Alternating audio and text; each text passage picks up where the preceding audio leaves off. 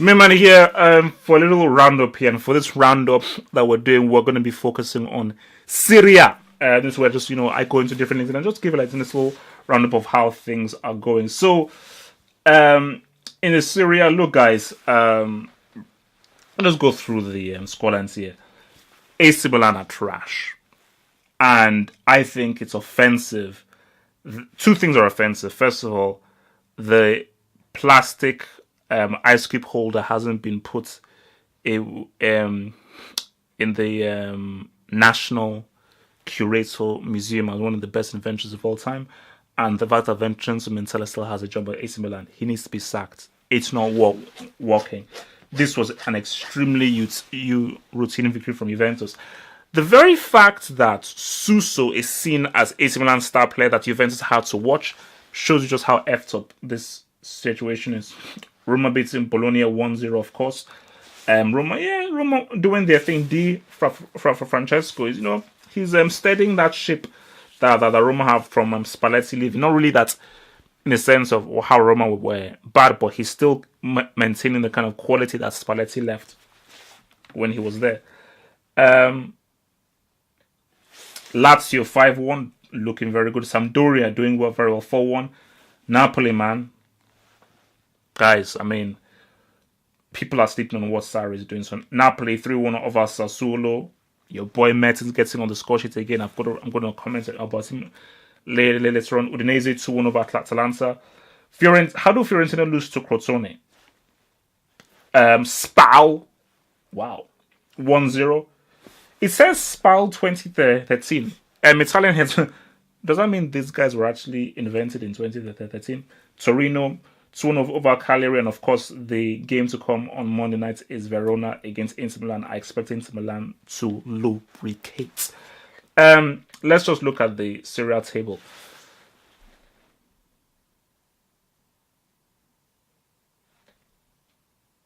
That can't be right.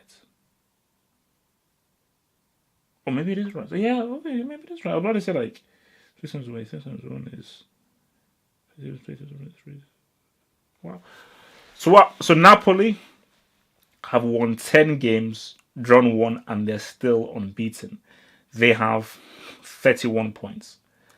Juventus only 3 points behind them. Juventus and anyway, both Juventus and Lazio 3 points behind with 28 points as well.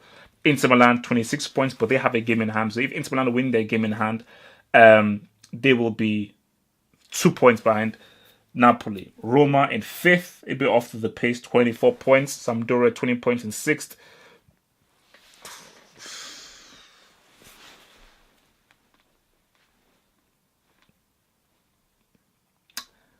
AC Milan are 8th with 16 points. AC Milan have the same points as Torino.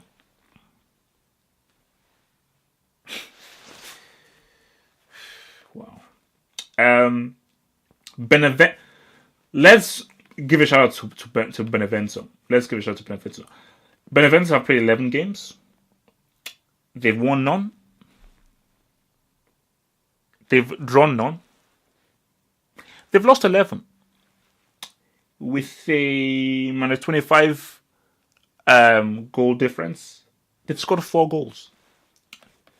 So let's just say Benevento will be playing Serie B next season. Genoa with 6 points, Verona with 6 points. No, that's not even funny. I'm never going to crack jokes about that. I'm not even going to put them in the Brick Academy. I just think, look, guys, obviously, this level, this is the first time I think they've ever been in Serie A. I think it's to a high level. But we need to give a shout out to Napoli. Now, the question here is this, and this is the question on everyone's lips is, can Napoli emulate what Maradona did all those years ago, back in the 80s, early 90s, was it? And win the Scudetto. They've only won the Scudetto twice, and that has been under the tutelage of Maradona. But guys, Dries Mertens, this guy's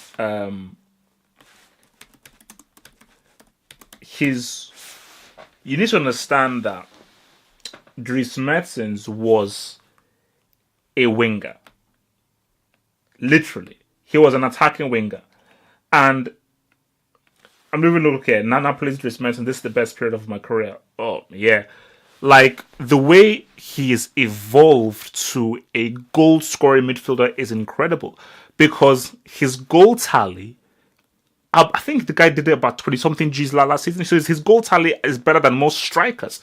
So I just think that how he has developed is incredible. And I liken it similar to Christina. Obviously, he's not scoring to the same rate as Christina, but just in the fact that they both started as wingers, then slowly moved into attacking wingers and have now really shot into high rate goal scoring wingers, because Cristiano is still by trade a winger. By trade. And Dries Mertens, the same thing, he's by trade a winger. He starts out wide and he now has the freedom to cut in on the inside or on the outside. But yeah, he has been huge, and I say again, and he's in my WH11. Bergkamp is one of the best midfielders in the world. That's just a fact. People who don't accept that are flipping stupid, you know. I'd still say he's tier 2. Speaking of which, I'll be doing my rankings very, very soon. But Juventus, look, okay, I give Higuain. Okay, I give him that, man. He scored 2 Gs, one of which was extremely good, very, very good, and there is a great striker there. I repeat, there is a great striker there in Higuain. But he's just not consistent enough. If Higuain did what he did consistently, he can be one of the best strikers of his generation, because his strike rate, the speed in which he gets onto balls, because people look at guys like Cavani, Lewandowski, and so forth. For pure striking, like what Higuain did for Napoli, Lewandowski, the Cannibal, flipping Aubameyang wasn't it just for pure striking, as in just where this guy is just a deadly striker. The guy just strikes. I was like, yeah, but just that he's gotten worse since he's moved to Juventus. He's gotten worse, and he's not yet at the same level that he has had for Napoli. But if he can bring that top level quality, then Juventus can still win this league title. I'm still going with Juventus. I love what Napoli are doing. I think what Napoli is doing is great. I think what Lazio is doing is great, because then people are sleeping what Lazio are doing. And very quietly, Simone Inzaghi, he's still done his thing. Immobile. This was a guy who, I believe, correct me if I'm wrong, I believe he came from Torino. I think it was Torino that he came from. Dortmund got him. Then he entered the Hall of Fame of Brickdom when he was at Dortmund. Since he's been at Lazio, this guy's strike rate has been off the flipping chain, you know, which has just been incredible. Serie top scorers 2017.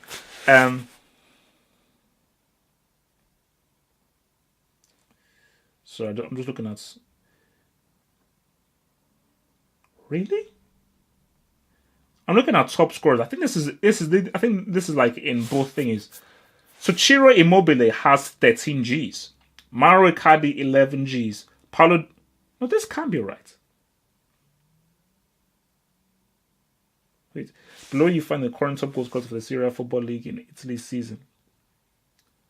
So no, correct me if maybe this has Immobile scored 13 goals already? Because if he has, that is frightening.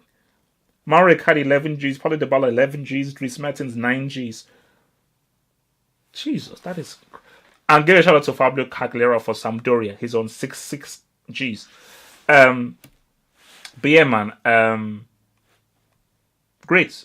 And in for Inter, and I've said again, Mauro Icardi's strike ratio is scary, because the thing about Icardi is the few chances he needs to score. He's not like Cristiano, who has, I just looked on who scored. Cristiano has like the worst score ratio that there is, as in like the amount of chances he needs before he scores is garbage. But guys, man, AC Milan.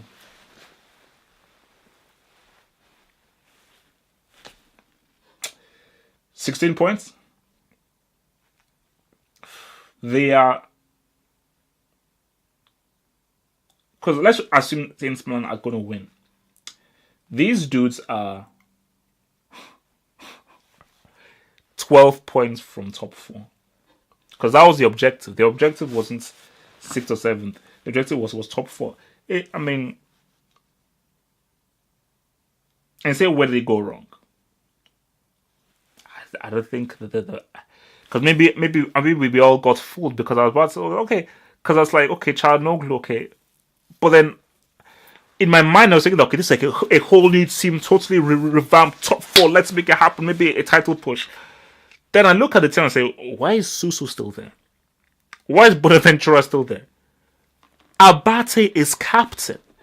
Ignacio Abate is the captain, guy who I need to put back in the Brick Academy just for the hell of it. But I think you look at, I don't think the players that were bought are right. Mancella is not the guy. He's not. He's just not the guy.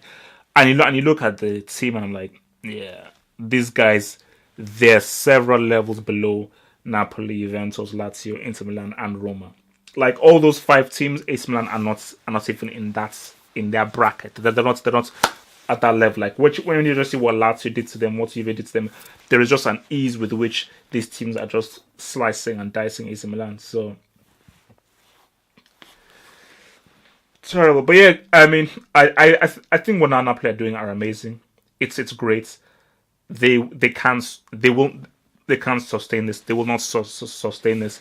And the key for Napoli is that what are you going to do in those games against Juventus, and what are you going to do in those critical games? Can you win those critical games? I don't think that they can. I just think Juventus, they've been here, they've done that, and I still think that when the chips are down, Juventus will always rise and they will always win that game. They'll always get that 92nd minute win. So you cannot ever sleep on Juventus. All right, watch next week for my Serie review. Peace out.